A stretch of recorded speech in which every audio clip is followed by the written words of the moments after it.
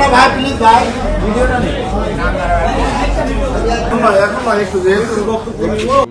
1.5 থেকে 200 জামাত শিবিরের লোক আমাদেরকে হামলা করে এবং আমাদেরকে মারধর করে এবং আমাদের নির্বাচনী পার্টি অফিস সে ভাঙচুর করে। আবার আমাদের পোস্টারগুলো যেটা সবগুলো ছিঁড়ে দিয়েছে তারা।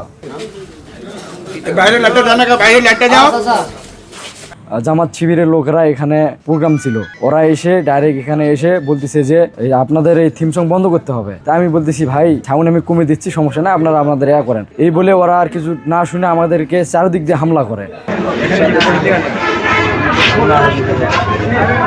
রক্তের উপর আঘাত আনছে। আমার এই ব্যানারটা জীবনের চাইতে বেশি ভালোবাসি। প্রার্থী বলছে যে কোনো ক্রমেই সংঘাত হবে না। আপনাদের কাছে আমরা বিচার করতে আমি সবাইকে বিদায় করে দিচ্ছি, অনেকে গেছে আর অনেকে আছে, এটাকে বিদায় করে দিব। আইনগতভাবে আপনারা ব্যবস্থা নেবেন। আমি এখানে উপস্থিত ছিলাম, ওদেরকে যখন হলো মারতে আসলো আমি ওদেরকে ঠেকাতে গেলাম। তাদের সবগুলোই পরিচিত মুখ, শিবিরে আমরা তাদেরকে বড় ভাই হিসাবে মানি। তাদেরকে ঠেকাতে গেলাম, তারাই আরও আমাদেরকে মারতে শুরু করলো। এই মনে করো টানাটানি হিঁচড়া লাগিয়ে দিয়েছে। কে কাক মারে এলো পাতারি খুব লাগছে বুকে, আমার বুকে বেশি লাগছে। সবাই মিলে টানাটানি, আঘাত বেশি বুকেই, কোমরে লাগছে, পায়ে লাগছে। আবার সবাই তো আমাদের উপরে উঠছে। 1.5 থেকে 200 জামাত শিবিরের লোক আমাদেরকে হামলা করে এবং আমাদেরকে মারধর করে এবং আমাদের নির্বাচনী পার্টি অফিস সে ভাঙচুর করে বিএনপির। আবার আমাদের পোস্টারগুলো যেটা সবগুলো ছিঁড়ে দিয়েছে তারা। ব্যানারগুলো যেগুলো ছিল তারা ছিঁড়ে নিয়ে চলে যাচ্ছে। এরকম এগুলো দড়িতে টাঙ্গা ছিল, এগুলো সবগুলো ব্যানার তারা ছিঁড়ে দিয়ে গেছে। আবার অনেকগুলো ব্যানার তারা ওই দিকেও নিয়ে গেছে ছিঁড়ে নিয়ে। চেয়ারগুলো ভাঙাভাঙি করতেছে এবং আমাদের ব্যানারগুলো পায়ের তলে নিয়ে মুচড়ামুচড়ি করতেছে, পিছিয়ে দিচ্ছে পায়ের তলে পাও দিয়ে। আজকের এই দলদরগা বাজারে বিএনপি ধানের শীষের যে আমাদের নির্বাচনী যে অফিস, সে অফিসে জামাত শিবির কর্তৃক যে নির্মম যে হত্যা এবং ধ্বংসযজ্ঞ চালাইছে, নির্বাচনী অফিসে যে অতর্কিত হামলা চালিয়েছে যে জামাত শিবিরেরা, তাদের প্রতি আমি নির্মম ঘৃণাবোধ জানাই। যাদের মতো এই নিকৃষ্ট মন মানসিকতা থেকে তারা যে হামলা চালাইছে, প্রশাসনের কাছে আমি সুদৃষ্টি কামনা করি এবং এর যথাযথ উপযুক্ত শাস্তি কামনা করি। এবং আইন কিংবা আমাদের নির্বাচনী ম্যাজিস্ট্রেট যিনি আছেন তার কাছে আমি বিনীতভাবে অনুরোধ জানাবো, অতি 24 ঘন্টার মধ্যেই আজকের আমাদের নির্বাচনী অফিসে যে হামলা হইল সেটার সদুত্তর আশা করি, নয়তোবা আমরা পরবর্তী পদক্ষেপ নেব। আমাদের কার্যক্রম শেষ করে আমরা 2 থেকে 3 জন অফিসে এখানে আসছি। অফিসে আসার পার্টি অফিসে, নির্বাচনী পার্টি অফিসে আমরা এখানে এসে নির্বাচনী অফিসের যেগুলো আছে আমরা এগুলো গুছে কাছে থুয়ে চলে যাওয়ার সিদ্ধান্ত নিয়েছি। তো তখন আমরা আমাদের নির্বাচনী থিম সঙ্গে একটু ধীরে ধীরে সাউন্ড দিয়ে বাজাচ্ছিলাম।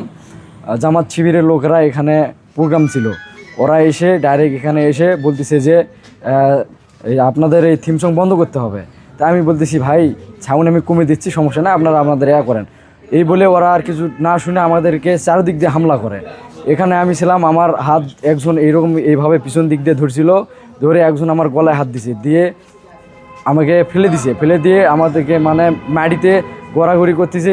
সবাই মানে অনেক কজন এলো পাতারি মানে হামলা করছে। আমি কাউকে ঠিকমতো দেখতে পাইনি, কিন্তু ওরা পা দিয়ে হাত দিয়ে যেটাই পাইছে সেটাই দিয়ে আঘাত করছে। আমার মানে গলাতে লাগছে, এগুলা টানাটানি করছে এবং শেষ পর্যায়ে আমার উপর হাতুড়ি নিয়ে মাথাতে আঘাত করছে আসছিল।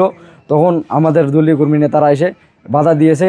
এই জায়গায় আমি বেঁচে গেছি, না হলে হয়তো বা আমি আজকে মরেও যেতে পারতাম। আমাকে মারবে এরকম অবস্থায়, তুমি তো থামো, মারার শখ থেকে মারো। আমার তো লোকজন জমা হয়ে গেছে, তখন বাধ্য হয়ে ওরা তখন জবাব দিতে পারলো না। আমি বললাম যে 2 মিনিট সময় আপনাদেরকে, 2 মিনিটের মধ্যে যদি এই জায়গাটা খালি না করেন তাহলে ভাই এখানে সংঘর্ষ হবে, আমি দায় নিব না। যাই হোক, ওনারা ওনাদের মতন এখান থেকে নামে চলে যাচ্ছে আর আমাদের লোকজন কিন্তু সংঘর্ষে চলে আসছে ওই গন্ডগোল কথা শুনে। আমি আমার ছেলেদেরকে থামাইতে পারি না, কোনো কষ্ট করে আমি বললাম যে না, আমি প্রার্থীকে মেসেজ পাঠাইছি, প্রার্থী বলছে যে কোনো ক্রমেই সংঘাত হবে না, সংঘাত বিহীন তুমি ছেলেদেরকে শান্ত করো। আমি সবাইকে শান্ত করলাম, করার পরে সাথে সাথে আমরা একটা প্রতিবাদ মিছিল দিলাম ছেলেদেরকে শান্ত করার জন্য। প্রতিবাদ মিছিল দিয়ে আবার এখানে আমরা ওই প্রতিবাদ সভা করলাম।